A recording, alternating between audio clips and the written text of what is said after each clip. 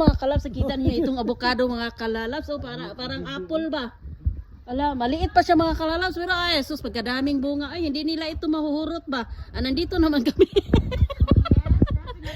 Nandito kami. Tiglutas ng problema nila mga kalalabs. Pag hindi nila maubos ito. Alam nyo ba itong avocado, dahon ng avocado? Pwede nyo itong kanang lagain ba at saka inumin. Kasi ito, rich in magnesium. Pwede ito sa mga kanang yung laging binibikugan. Tambal ito ng bikog. Tinoon na. Pwede na kanang magpanan niyo, ma-search na ni Mr. Google. Kana siya muna ko Luisa Plum. Lalahi na siya nga klase nga avocado no. Kay kuan na siya, lain nag-variety rag dagko mura siya gatong nami na avocado lami kayo.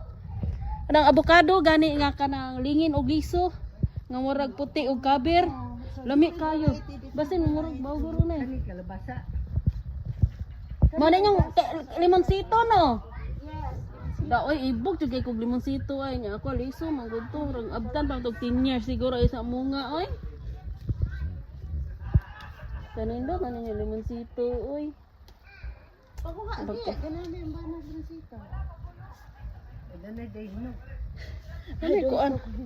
Ito na meron din sila ditong parang siguro to unsa siya. Luisa. That's Luisa Plum. But it's Plums para mga kalalabs. plums. Plums.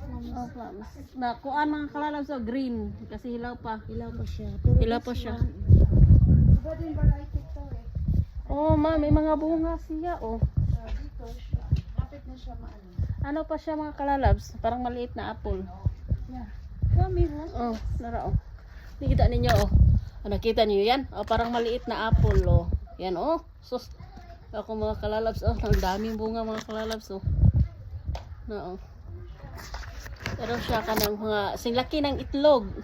Itlog ng kuan ng manok, hindi itlog ng tao. Itlog ng manok.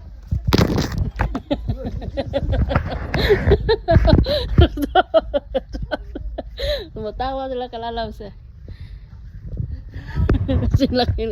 Hindi yung itlog na orange. Ibang itlog yun. Meron silang yung litos nila dito. Dede, silver bit pala to. Ang ganda ng kuan nila.